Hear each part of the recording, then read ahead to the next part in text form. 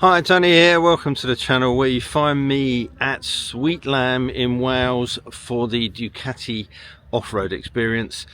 I'm going to be here for a couple of days and I'm coming as a punter would to experience what the off-road training is. Now, I suck off-road, so I'm coming here pretty much as a novice. Hopefully through this video take you through exactly what the process is, the kind of stuff that you do, and give you a flavour of what happens if you were to come along on one of these trips. I really do need to learn how to ride to some kind of level of competence off-road, although I don't often get that much opportunity to do it, but I'm looking forward to it. It should be fun.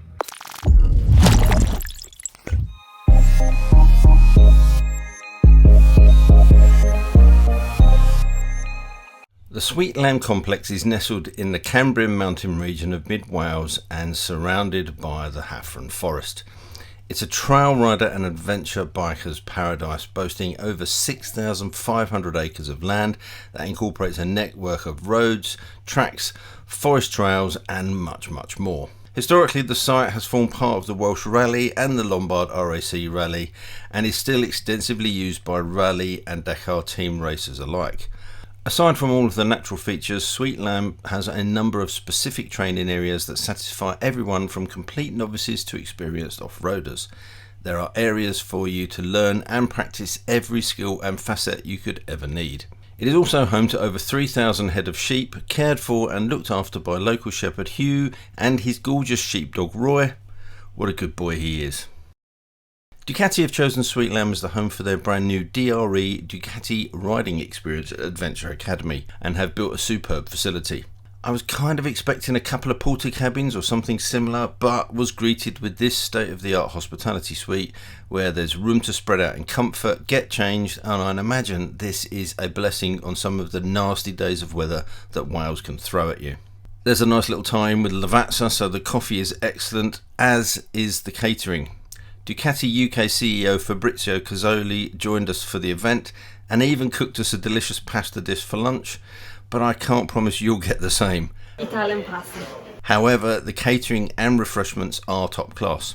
The day started with a couple of introductions from Ducati UK, followed by a briefing from Chief Instructor Mark Molineux, or Molly as he is affectionately known. Once we had an idea of what to expect, it was time to kit up, choose our bike and head a mile or so into the complex to the training bowl. I took the chance to jump on the new Desert X Rally, which proved to be superb, but more on that later. There are 4 courses available in the DRE Adventure Academy. The Rookie Day is a one-day optional course for newbies and is an excellent way to take your first steps off-road and prepare for the other courses. The course costs £299, which includes the training, bike rental, lunch, refreshments and insurance. Next step is the DRE Adventure Level 1, which is the course that we took, but with a little bit of the rookie course thrown in. This is a 2-day course aimed at progressing your riding skills. The Level 1 course costs £599, but also includes a welcome pack, dinner between the 2 days and a certificate upon completion. DRE Adventure Level 2 and 3 are also 2-day courses which will elevate your skills even further, culminating in an advanced level trail ride.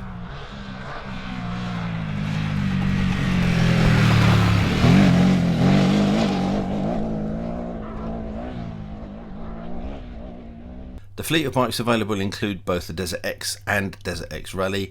You can also choose to ride the Multistrada V4S and Rally Models 2 if you wish. Once at the training bowl, it was time to get to grips with riding on gravel, concentrating initially on stance. So you see in the 1970s motocross books, grip the tank with your knees, boys. Well, a little bit different now. Okay. Front and rear braking and hill recovery. Everything is done at a nice relaxed pace, with Molly and his team offering expert advice and plenty of encouragement.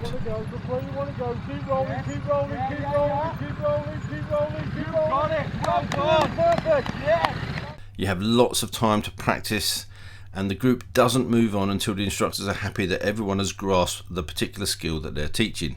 Once the skills have been mastered, or at least a level of competency shown, the groups head off onto one of the multitude of routes to get some practice in real-world trail conditions. You're going to be looking at your stance around here now. Okay. Same as before. During these little training sessions, it was very evident to me how much the instructors are watching you and how closely they're following what you're doing, and the level of personal feedback that you get, even though this is a group session, is exceptional, and it's very, very helpful. There's a tea break mid-morning for people to refuel and have a chat about what they've just learned before heading out for a bit more training before lunch. Next on the agenda was descents and ascents, specifically navigating them in control with the correct stance. It's not just a case of rolling over them. Molly and his team ensure you are in full control of the situation, and it's not the bike that's doing the riding. So there we go, that's the morning session done. Really, really good session, and the guys spend a lot of time going through the basics. The encouragement and the advice you get from the guys is really good. It's very relaxed. Nobody gets pushed into doing anything that they don't want to do. You all kind of go at your own pace, and it's really good. For somebody like me, it's been excellent. I'm struggling a little bit with the loose corners, but I think that's what we're going to be doing this afternoon. We're going to be working on that. You forget how much hard work it is, actually. I'm pretty knackered, but lunch is good. The centre's fantastic. It'll be interesting to see what we've got on the agenda for this afternoon. Downhill braking and uphill momentum came after lunch, and although this looks quite tame on the footage, it was steeper than it appears, and it took a few runs to complete it in the control that Molly desired. It's key to get these fundamentals right and get them ingrained so that whilst you're out on the trails you can confidently deal with the terrain. It is a wild piece of countryside and not a place where you'd want something to go wrong. Once we were all at the required standard, we headed back for another tea break before putting all that we had learned into practice on a group trail ride. This is a truly beautiful and rugged part of the world, and thankfully we were blessed with good weather which enabled us to take in all of the surroundings. We stayed as a group at the Hafford Hotel at Devil's Bridge, about a 15-minute drive from the Sweet Lamb Academy, where after the first day we freshened up and had a well-deserved evening meal and perhaps a little drink or two. The Hafford is one of the recommended accommodation choices when attending the academy, and it's a lovely hotel. The recently refurbished rooms are clean and comfortable, the food is good, and the staff are very friendly. It's, to be honest, where I'd recommend you stay if you get the chance. Tuesday morning started off a little misty, which bathed the distant hills with an ethereal look. Bodies were a little bit achy and chat was quieter until the Lavazza kicked in and our excitement picked up at the thought of more riding. Back at the training bowl, we recapped what we'd learnt the previous day and then went through a few exercises again before moving on to new skills. Key components such as cornering and the use of body weight to assist it was practiced, and more work on longer uphill momentum and safe control of speed on descents took place, again with a couple of loops to really drive home the skill. The post-break session saw us venture up to what is referred to as the Yellow Brick Road, where it was time to take on some water crossings. We were faced with a few relatively deep puddles.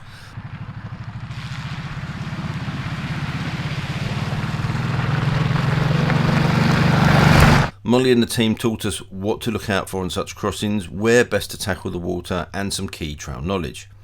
This particular section of trail is used by some 4x4s and rally cars, so where I initially thought it would be best to avoid the car tracks, I learnt that that's exactly what I shouldn't do. So let's use their tracks, yeah, because all of the rubbish that they've moved is now in the middle. So you might be thinking, okay, that's shallower, I'll go through there, I don't want to get my feet wet. What's going to happen is you're going to be in all the loose stuff, probably going to fall into at least one of the two ruts, hopefully one, worst case two, and then you're going to go down. Alright? Making use of those already compacted areas would be easier than heading between them, where the base would most likely have been churned up and loose and therefore much harder to traverse. Throughout the course, the instructors pass on lots of this trail skill knowledge, which I found particularly useful and interesting. Once we had got the bikes and ourselves a bit soggy, it was time to head back across the rugged countryside for our last lunch at the Hospitality Suite. The afternoon session was a chance to put all that we had learnt in the previous 2 days to use, as the instructors took us on a trail ride to some of the even more scenic locations. Once back, tired but elated, we were presented with our DRE Academy Level 1 certificates. Personally, I got a hell of a lot out of the course. I was pretty nervous and apprehensive when I arrived on the Monday morning, but the excellent tuition and friendly, supportive encouragement meant that I progressed much further and more quickly than I imagined. I ended up riding the Desert X Rally in places I wouldn't have thought, but importantly in full control and therefore having so much fun. If you have bought or are thinking of buying a Ducati adventure bike, I would definitely recommend booking a DRE Adventure Academy course. But I'd also recommend the same if you have no intention of buying a Ducati. The facilities are excellent and the training is truly first class. It was a wonderful experience. Inevitably, it's also got me looking at Desert X's. It's a phenomenal bike and I have a new appreciation for it, having seen what can be achieved with some expert training. The rally, which initially I thought was probably a little bit over the top, proved to be a fantastic machine. That suspension is just so good, and although the power output and everything is the same as the standard model, the suspension setup on the rally really does elevate it, and if you are going to venture off-road, it really does make a difference. Anyway, if you've got any questions or there's something you'd like to know, drop me a message in the comment section below, and I'll also include a link to the DRE Adventure Academy website in the description. So until next time, thanks for watching, take care, ride safe, and I'll see you soon. Bye.